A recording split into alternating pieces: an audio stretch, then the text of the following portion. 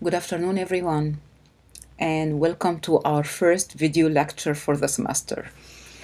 So far, we've been limiting lectures to or presentations to Mondays, and then for the rest of the week, you do some activity. But because we are getting knee deep into your research project, so it's time to have a lecture during the week as well.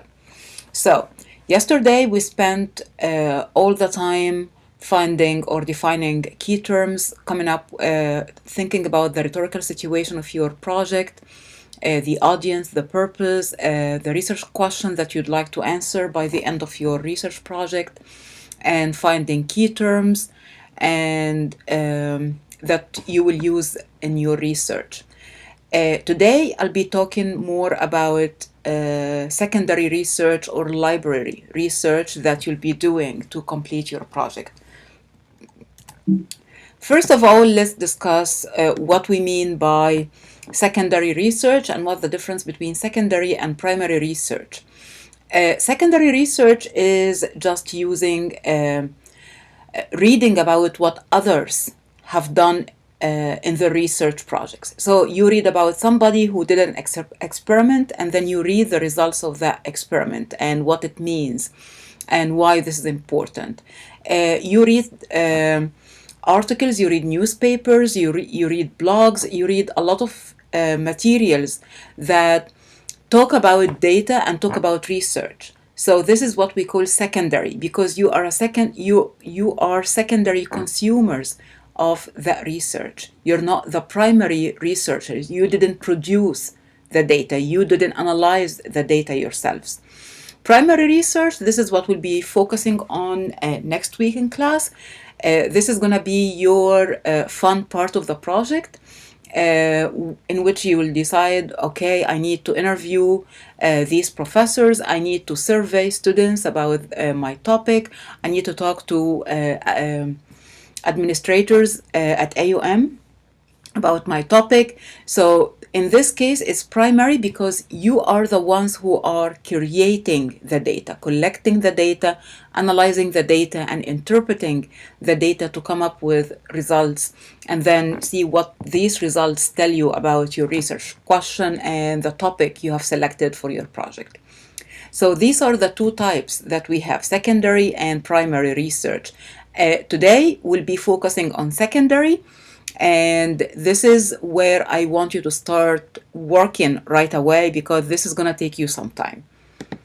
So, if you look at your textbook, pages 124 to 126, you have a lot of sources that you can use to answer your research question or to start finding materials that will help you answer your research question. You will select the relevant sources for your project. So, for example, in the list we have newspapers and online sources. Newspapers are really good if you are looking for recent, if your topic has recent updates, or there has been some reports about your topic, or some very recent incidents around your topic. For example, those of you who are doing the group that's doing the vaping, you may not find a lot of studies yet done on that because peer-reviewed publications, as I'm going to talk about in a minute, take a while to make it to publication, and then you can read them. But you can find reports in the newspapers, you can find blogs, you can find op-eds, you can find a lot of things, that websites and social media. You can find a lot in that about that topic in these sources. So you will start with the key term that you have selected, and you will start with the research question and your purpose and audience and all these together. And then together as a team, you will look at all the sources listed on these 3 pages and determine which of these will be useful, which of these will be really good for your project. Keep in mind something, that even though you can use any of these sources, it's imperative, it's very necessary that you use peer-reviewed or the first 2 sources, books, periodicals, journals, and magazines. these are very important for your research. Why? Because these are scholarly sources. These report on good research that people have done, and then somebody, that research has gone through the peer review process, which means that, and I've been through that process before, so I can explain it to you more, that I write a research article based on a study I've conducted. And then after I finish my article, I send it to an academic journal for publication. And then they will send it to at least 2 experts in the area that I researched. These 2 experts, at least 2, sometimes some journals send it to 3 experts. They read my article and then they give me feedback. And they decide whether my article is ready for publication or it needs some revision before it goes to publication.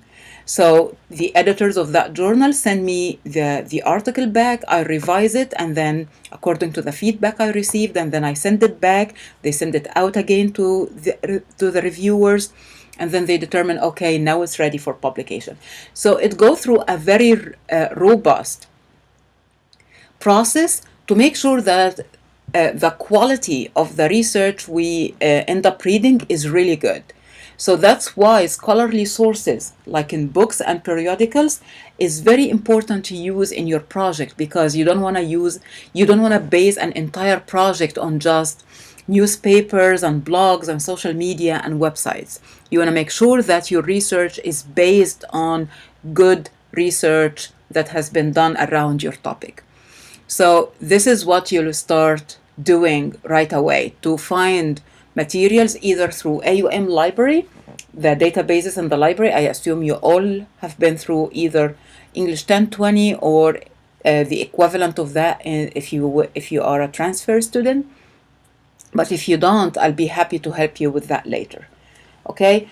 And then once you have determined the sources from AUM library database, as you can see, you can use discussion forums, you can use blogs, you can use social media, you can use websites, and this is where things start getting tricky and need more attention. So, the secondary data, you need to make sure that the type and the source of data and the quality of data that you'll be reading is high quality.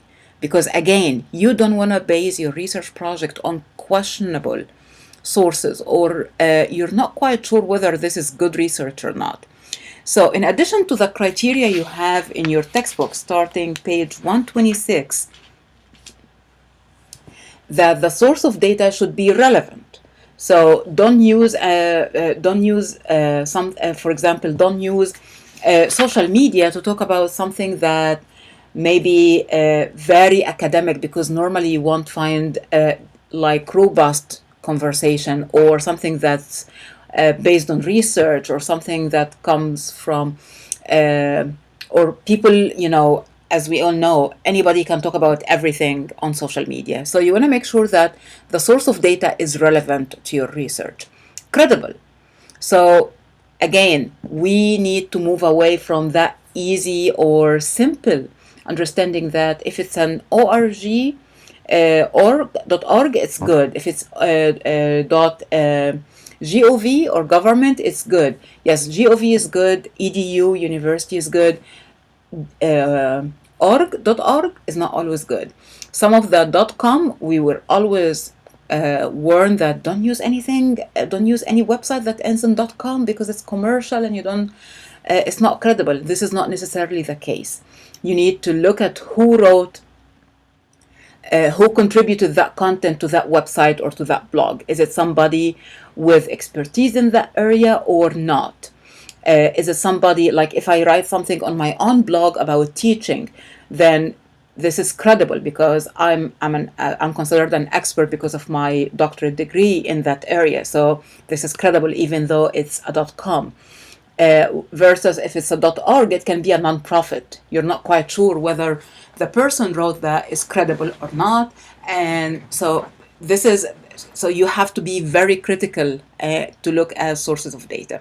Accurate, you don't want to use anything that's false or that hasn't been checked, especially, excuse me, anything that's fake news or like not very accurate. Current, you don't want to start talking about stray cats or open source materials for classes from sources that were written in 2000 or before 2000, because normally there has been lots of other research, more recent research on that topic that may have negated what was found before. So always make sure that you use materials and you use data and sources that are current. So normally within the last 5 to 7 years. Okay, don't go beyond 7 years or older than 7 years, because most probably you won't find, you will find that these data are outdated and we have newer data that, or newer research that has been done. Unbiased, this is very important. Don't read about something from one perspective. And if you find a source that you read that talks about that everything is good under the sun about this topic, don't use that source. It's so biased. But if you read a source and you start seeing that it's acknowledging what can go wrong or the disadvantages of something, or that actually we collected data from a small sample, so our data may not be, or our findings may not be generalizable to other people, make sure that always have your guards on when you're reading these sources. If they are talking about only one side and they keep talking about this is very bad, this is very wrong, this is not going to be useful, blah blah blah blah blah blah blah, then don't use it. This is biased. On the other hand, if you read something that's all shiny and beautiful and it's like everything is good, this is wonderful, this is fantastic, then again, always be alerted that, this doesn't sound good, this is biased, and you don't want you to base your research on biased data or biased sources. Okay, so you have a lot of details about evaluating the information, starting page 126 in your textbook, so I really recommend that you read that. Additionally, some of you may know about the CRAP test. CRAP stands for currency, relevance, authority, accuracy, and purpose. So these are evaluation criteria that we use to evaluate websites and other sources. Again, if it's scholarly, it comes from the library database or from something like Google Scholar, you're good. But if you start wandering around on the internet and you see that blog, and it's like, oh, that's exactly what we're trying to say in our project. And then, okay, number one, see if these criteria apply, or if you can answer these questions and you have solid evaluation of that website and that material before you start using it in your project. I'm not going to go over everything here, but as you can see, especially under authority, who wrote that? This is a huge problem with the internet, that anybody can publish anything, either in op-ed or opinions on newspapers or websites. Anybody can have their website. I have my own website and I can say whatever I want there. Or blogs or things like that. So who's the author, publisher, or source? Is it sponsored? Does it say that this is sponsored by this organization or whatever? This can tell you whether this is going to be biased or not. And then what are the author's credentials or organizational affiliations? So what are their credentials? Do they have a doctorate? Do they have a degree, a terminal degree like a PhD in the area they are writing about? Because sometimes you see people using, oh, he's a doctor, and then you find that he's a doctor in chemistry and talking about medicine, or talking about physical therapy or something that's not really related to them. Or somebody has a PhD in agriculture, and then they start talking about teaching or programming. It's just like, wait a minute. What does yes, you're a doctor, but this is not your area of expertise. So this is what we mean by the author's credentials. Do they teach that subject? Have they done research? Have they at least completed a terminal degree in this area or not? So these are just some of the things you have to be aware of and you have to be careful with when you're doing your research, especially when you start using the internet to find sources for your project. Now, after you have collected the sources, what are you going to do with the sources? You have use these criteria or the other criteria in your textbook, and then, okay, I checked everything, I trust these sources. Okay, now I have 8 or 10 sources that I'm going to use in my project. What are you going to do with that? Okay, first of all, take notes while you're reading. This is very important because you don't want to come back and it's like, wait a minute, I remember we had one source that was talking about this, but for the life of me, I can't remember which one. Good luck, especially when you start writing your research paper and then it's like, I'm not sure where I read this. So make sure that you take notes. Taking notes will also engage you with the text. So you will read, you will have questions, you will be critically thinking about what you're reading and whether it makes sense or not, whether it's relevant to what you want to say, where you think you can use that piece of information in your project. So take notes, highlight, take notes, whatever, just to help you understand the text, engage with the text, and have better understanding of what you're reading and how it's going to fit in your project. This is very important, and it gets us to the second step, which is annotating your text. So you find some good statistics in that paper that you would like to use in your research. Make sure that you make a note with this. It's like, okay, maybe highlight, maybe in a Google Doc or a Word document. Okay, copy and paste that and then say which page you found this on, and maybe write a couple sentences about why this is important for your project, how this is going to be useful when you start building your argument and doing your own research. Anything that you find that's useful or will be useful in writing your project, make sure that you annotate and keep in a separate file with clear annotation that says where this is coming from your sources, which page, why it is important. This is very important because I did that sometimes, that I copy and paste a quotation from an article or a book, and then I don't write any notes or any annotations about this, and then I go back and look at this like, what exactly I was thinking about this? Why did I copy and paste this? Because I didn't capture my thoughts about that quotation or this piece of information or these statistics right away.